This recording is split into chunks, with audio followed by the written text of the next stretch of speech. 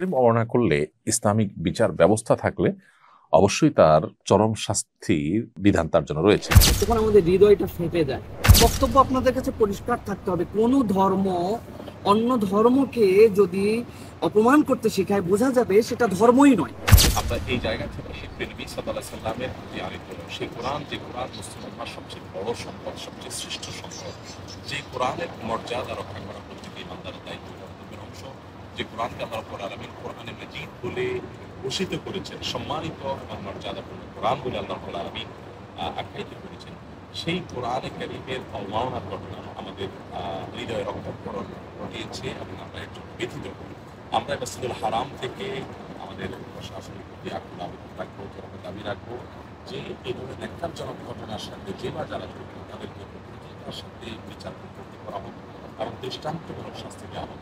বাংলাদেশ সম্পর্কে একটা মন্তব্য আমি সবসময় করি যে বাংলাদেশের মানুষ বরাবরের মতোই সাম্প্রদায়িক সম্প্রীতি বজায় রেখে চলেছে এবং আমাদের আশেপাশে অন্য অনেক দেশের চাইতেই বাংলাদেশের মানুষ বরাবরই শান্তিকামী, তারা শান্তিপ্রিয়, তারা প্রত্যেকটা মানুষ যার যার ধর্ম তারা পালন করে এবং কাউকে ডিস্টার্ব করে না।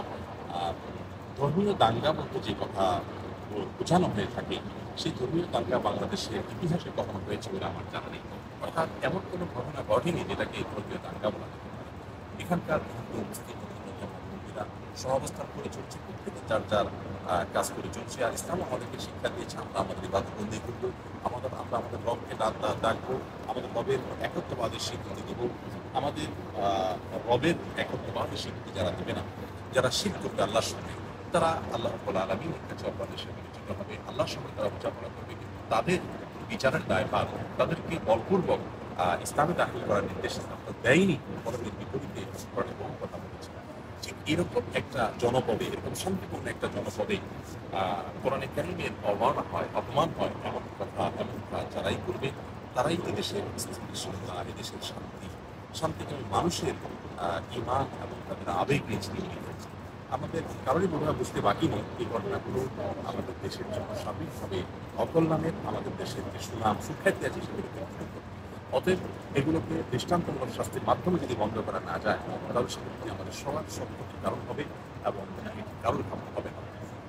আর কোরআন অবমাননায় যদি কোনো মুসলমান হৃদয় না করে, যদি কোনো মুসলমানের অন্তর না কাঁপে, যদি কারোর চোখের পানি না আসে, যদি কারোর অন্তরে এর জন্য প্রকম্পিত না হয়, তাহলে সেক্ষেত্রে তিনি নিজেকে ইমানদার বলে দাবি করা, ইমানদার বলে পরিচয় দেওয়াটা তার জন্য খুব শোভনীয় নয়। আল্লাহর কালামকে সত্যি বলতে আমরা মুসলিমরা অনেকটা পরিত্যাগ করে ফেলেছি। আমাদের আবেগগুলো এখন অনেকখানি মুখেই, বাস্তবিক অর্থে আমরা আল্লাহর কালামকে যদি অনুসরণ না করি, আল্লাহর কালামের যদি আমরা প্রতি তার যে আমাদের যে কর্তব্য আছে সেই কর্তব্যগুলো আদায় না করি, কোরআন বা কোরআনের অধিকারগুলো আমরা যদি রক্ষা না করতে পারি, তাহলে সেক্ষেত্রে আল্লাহ রাব্বুল আলামিনের কাছে আমরা মুসাআলার মুখোমুখি হব, জিজ্ঞাসাবাদের মুখোমুখি হব। কিয়ামতের দিন রাসূল আকরাম সাল্লাল্লাহু আলাইহি ওয়াসাল্লাম বলবেন আল্লাহ তাআলাকে, وقال الرسول يا رب إنهم قوم اتخذوا هذا القرآن مهجورا। রাসূল বলবেন, হে আমার রব, আমার জাতি তারা এই কোরআনকে পরিত্যাগ করেছে। কোরআন পরিত্যাগের অংশ কোরআন উপর আমল না করা, কোরআন তেলাওয়াত না করা, কোরআনকে বোঝার চেষ্টা না করা, কোরআনের প্রতি ঈমান আনয়ন না করা, এগুলো সবগুলো কিন্তু কোরআন পরিত্যাগের অংশ।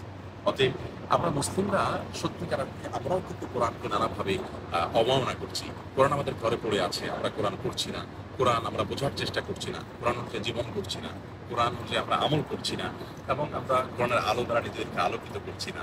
আমরা আমাদের বাসায় কোরআন মাসকে মাস পড়ে আছে, একটি বার খুলছি না, দিনে শতবার ফেসবুক স্ক্রল করছি, একটি বার আল্লাহর কালাম খুলছি না। এটাও কি আল্লাহর কোরআন কালামের প্রতি আমাদের অশ্রদ্ধা নয়? এটাও আল্লাহর কালামের প্রতি আমাদের অভক্তি নয়? আমাদের দায়িত্ব জ্ঞানযুক্ত না? অথচ কোরআন আমাদেরকে মর্যাদা দিতে এসেছে। নবী করিম সাল্লাল্লাহু আলাইহি ওয়াসাল্লাম বলেছেন, ইন্নাল্লাহা ইয়ারফা'ু বিহাযাল কিতাবি আকওয়ামা ওয়া ইয়াদা'ু বিহি আখারিন। এই কোরআন এর মাধ্যমে আল্লাহ তাআলা কোনো জাতিকে সম্মানের চরম শিখরে পৌঁছাবেন। আবার এই কোরআনের প্রতি দায়িত্বহীনতার কারণে, অবজ্ঞার কারণে, অসম্মানজনক আচরণের কারণে, এই কোরআনের প্রতি যে কর্তব্য আছে এটা আদায় না করার কারণে আল্লাহ তাআলা জাতিকে নিচে নামিয়ে দেবেন। অতএব আমরা আমাদের কোরআনের প্রতি কর্তব্যগুলো আদায় করব। আমরা এর আগেও বলেছি, বারবার বলেছি, এই কোরআন থেকে আল্লাহ তাআলা একটা উপাধি দিয়ে ভূষিত করেছেন কোরআনে মাজিদ বলে, আরেকটা হলো কোরআনে কারীম বলে, আরেকটা হলো কোরআনে হামিদ বলে, হাকিম বলে, একটা হলো কোরআনে মুবিন বলে। কোরআনে মাজিদ মর্যাদাপূর্ণ কোরআন, মর্যাদাবান কোরআন, যে কোরআন নিচে মর্যাদাপূর্ণ, মর্যাদাময়, যে অন্যকে মর্যাদা দান করে। আল্লাহ রাসূল সাল্লাল্লাহু আলাইহি ওয়াসাল্লাম কোরআন নাযিল হয়েছে, সে কোরআন নাজিল হয়েছে রাসূল, সে রাসূল হয়েছে সাইয়্যিদুল আম্বিয়া ওয়াল মুরসালিন, সমস্ত নবী রাসূলদের সরদার। এই কোরআন যে উম্মতের প্রতি নাজিল হয়েছে, আল্লাহ বলেছেন খায়রা উম্মাত, তাদের শ্রেষ্ঠ উম্মত। এই কোরআন যে মাসে নাজিল হয়েছে, সে রমজান মাসকে আল্লাহ তাআলা সাইয়্যিদুশ শুহুর বা সকল মাসের সেরা মাস বানিয়েছেন। এই কোরআন যে রাতে নাজিল হয়েছে, সে রাতকে লাইলাতুল কদরকে সবচেয়ে শ্রেষ্ঠ রাত হিসেবে ঘোষণা করা হয়েছে। এই কোরআন যে কাঠের সাথে সংশ্লিষ্ট হয়, সে রিহালের মর্যাদা বেড়ে যায়। এই কোরআনকে যে জীবনে ধারণ করবে, তার উপলব্ধিতে আনবে, তেলাওয়াত করবে, এর সাথে সময় কাটাবে, আল্লাহ তাআলা তাকে মর্যাদা প্রদান করবেন। আমরা আবারও বলছি, মুসলিমরা আমরা কোরআনকে পরিত্যাগ করেছি। রমাদান এলে আমরা একটু তারাবিতে কোরআন তেলাওয়াত করি, শুনি। আর বিশেষ করে সোশ্যাল মিডিয়ার এই যুগে আমরা সোশ্যাল অ্যাক্টিভিটিস এত বেশি আমাদের যে আমরা কোরআনকে ভুলে গেছি। অতএব শুধুমাত্র চলমান ঘটনার কারণে আমরা সংক্ষুব্ধ হলে কোরআনের প্রতি আমাদের দায়িত্ব আদায় হয়ে যাবে। প্রতিবাদ জানালাম, বিচার দাবি করলাম, শান্তিপূর্ণভাবে করলাম, এর মাধ্যমে আমাদের দায়িত্ব আদায় হবে, এটি ভুল। বরং আমাদের কোরআনের প্রতি যে কর্তব্য আছে সেগুলো আমাদেরকে আদায় করতে হবে। কোরআন নাজিলের জায়গা থেকে আমরা 3 ভাই আপনাদের কাছে আবেদন করছি, আমাদের 2 ভাই ইনশাআল্লাহ বিনা সংক্ষেপে তাদের অনুভূতি ব্যক্ত করবেন। আমি একটা আবেদন রেখে আমার বক্তব্য শেষ করছি, তা হলো যারাই আমাদেরকে অস্থিতিশীল করতে চায়, যারাই আমাদেরকে চরমপন্থী বানাতে চায়, যারাই আমাদেরকে দিয়ে একটা ভুল এর বিপরীতে আরেকটা আরো 10টা ভুল করাতে চায়, তাদের চক্রান্তের ব্যাপারে আমাদের সাবধান থাকতে হবে। আমরা যেন কোনোভাবেই ফাঁদে না পা দিই, আমরা যেন সাবধান থাকি, আমরা যেন সবাই সচেতন থাকি, আমরা যেন দায়িত্বশীল থাকি, শান্তিপূর্ণভাবে আমাদের যার যার অবস্থান থেকে আমরা অবশ্যই একটা অন্যায়, একটা উগ্র এবং চরমপন্থার বিরুদ্ধে আমরা কথা বলবো।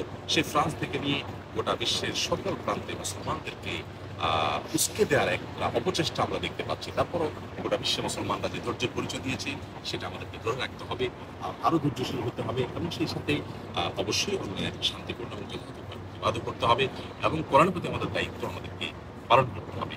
অতএব কোনো ফাঁদে যেন আমরা পা না দিই, আমাদের এমন কোনো আচরণ যেন কেউ না করেন, কোনো ভাই বোন না করেন, যে আচরণ দ্বারা মুসলমানরা বিপদগ্রস্ত হবেন, মুসলমানদের দুর্নাম করার দুঃসাহস পাবে, এবং পরিকল্পিতভাবে কেউ যদি ধরনের ঘটনা ঘটিয়ে থাকে, তাহলে তারা যদি ফায়দালো তার অপচেষ্টা করে, সেটা তারা করতে না পারে। আমাদের সবাইকে সতর্ক থাকতে হবে, আমাদের সবাইকে দায়িত্বশীল, দায়িত্ববান এবং আমাদের সকলকে আল্লাহ রাব্বুল আলামিন যথেষ্ট চিন্তাশীল মানুষ হওয়ার তৌফিক দান করুন। আমি আর বক্তব্য এখানে শেষ করছি। অল্প কথায় শেখ আব্দুল মোহাম্মদ সাইফুল্লাহ ভাই তার অনুমতি ব্যক্ত করবেন, এবং আপনি অনুমতি ব্যক্ত করবেন। আসসালামু আলাইকুম ওয়া রাহমাতুল্লাহি ওয়া বারাকাতুহু। আমরা পবিত্র মক্কাতুল মুকাররমার এখন মসজিদুল হারামের মধ্যে আমরা আছি। আমার এখানে কোনো বক্তব্য দেওয়ার মতো অনুভূতি নাই। শেখ আমাদের সামনে যে কথা বলেছেন, আমরা সোশ্যাল মিডিয়া থেকে একটু দূরে থাকারই চেষ্টা করছি, কিন্তু আজকে দুপুর থেকে যখন বিভিন্ন ধরনের সংবাদ আসছে, আমাদের কাছে মেসেজ আসছে, আর যখন আমরা পবিত্র কোরআনের সেই জায়গা যেখানে কোরআন অবতীর্ণ হয়েছে, সেই হেরা গুহার পাশে আছি, সাফা মারওয়াতে যখন সাই করছি, যখন আমরা পড়ছি ইন্না সাফা ওয়াল মারওয়াতা মিন শাআইরিল্লাহ, যেটা কোরআনের মধ্যে আল্লাহ উল্লেখ করেছেন, এবং সেই জায়গাতে আমরা দাঁড়ায় সাই করতে যাচ্ছি, এরকম সময় যেখানে মাতাফে রাসূল সাল্লাল্লাহু আলাইহি ওয়াসাল্লাম যেখানে ছিলেন, সেই জায়গা থেকে হারামের মধ্যে যেখানে কোরআন অবতীর্ণ হয়েছে, সেখানে যখন আমরা এরকম সংবাদ শুনতে পাই, তখন আমাদের হৃদয়টা ফেটে যায়। কিন্তু দুঃখের জায়গা হচ্ছে যে একটা মহল কুচক্রী, যারা এই বাংলাদেশের যে সৌন্দর্য, বাংলাদেশের যে হাজার বছরের ঐতিহ্য, এই ঐতিহ্যটা নষ্ট করার জন্যই তারা লেগে আছে। এটা আমরা স্পষ্ট বুঝতে পারছি। একটা বক্তব্য আপনাদের কাছে পরিষ্কার থাকতে হবে, কোনো ধর্ম অন্য ধর্মকে যদি অপমান করতে শেখায়, বোঝা যাবে সেটা ধর্মই নয়। ইসলাম আল্লাহর কাছে একমাত্র গ্রহণযোগ্য ধর্ম, এটা একদম সত্য, ট্রু, এটা আমরা বিশ্বাস করি। কিন্তু অন্য যে সকল ধর্ম প্রচলিত আছে, সেইগুলার আইন কানুনও মানুষকে এটা শেখায় না। তাহলে কারা এগুলি করছে? আমাদের একটাই দাবি থাকবে করজোরে সকলের প্রতি, আপনারা যে যার জায়গা থেকে আমাদের যেটা অন্তরের যে কষ্ট, সে ব্যথা প্রকাশ আমরা করব, কিন্তু আমরা ধৈর্যের সাথে আমাদের যারা প্রশাসনিক দায়িত্বশীল আছেন, যারা বিভিন্ন পর্যায়ের আমাদের এই সকল ইন্টেলিজেন্স ব্রাঞ্চ আছেন, যাদের প্রতি আমাদের অনেক শ্রদ্ধা আছে, তারা অনেক অ্যাক্টিভ, আপনারা দ্রুত এই বিষয়টিকে একটা দৃষ্টান্তের জায়গায় নিয়ে আসেন, এবং যারা এই ধরনের অপকর্ম করেছে তাদের মোটিভ কি, কেন তারা এটা করতে চায়, এবং যখন এই সকল উচ্ছৃঙ্খলতা হয়, আমরা দেখতে পাই অধিকাংশ সময় ইসলাম, মহানবী সাল্লাল্লাহু আলাইহি ওয়াসাল্লাম এবং কোরআন এই বিষয়গুলোকে সামনে নিয়েছে এই কাজগুলি করতে চায়, বারবার এরকম হয়, এবং সমাজটাকে অস্থির করতে চায়। যারা এরকম করছে, সেখান থেকে তাদেরকে ধরুন, তাদের বিচার করুন, এবং মুসলমানদের মনের মধ্যে যে কষ্ট, দুঃখ, এবং অন্যান্য কেউ যদি ধার্মিক হয় তারও কষ্ট হবে, যে অন্য ধর্ম হলেও সেটা একটা ধর্মগ্রন্থ, সেই ধর্মগ্রন্থ নিয়ে কেউ করতে পারে না। একজন প্রকৃত হিন্দু যদি হয়, সেইটা বিশ্বাস করতে পারার কথা নয়। সুতরাং আমরা বলবো আমাদের এই যে হৃদয়ের যে ব্যথা, এই ব্যথার অনুভূতিটি শাইখ আহমদুল্লাহ যেভাবে আপনাদের কাছে উপস্থাপন করেছেন, যেভাবে আপনাদের কাছে কোরআন নিয়ে বার্তা দিয়েছেন, আমরা সেই বার্তাগুলি গ্রহণ করি এবং এর দ্রুত আমরা দেখতে চাই যে একটা পদক্ষেপ গ্রহণ করার মাধ্যমে আমাদের এই সুন্দর সাম্প্রদায়িক অসাম্প্রদায়িক আমাদের যে বাংলাদেশ, আমাদের যে বিউটিফুল বাংলাদেশ, আমাদের যে মানুষের সাথে ভালোবাসার বাংলাদেশ, সেই স্বরূপটা আমাদের মধ্যে যেন প্রতিষ্ঠিত থাকে। আল্লাহ রাব্বুল আমিন যেন সেই তৌফিক দান করেন। আসসালামু আলাইকুম ওয়া রাহমাতুল্লাহ। আসসালামু আলাইকুম রহমতুল্লাহি ওয়া বারাকাতুহু। আসলে এখানে কথা বলার কিছু নাই। শাইখ যেই কথাগুলো বলছেন আমরা সেই কথাগুলো মেনে চলার চেষ্টা করব।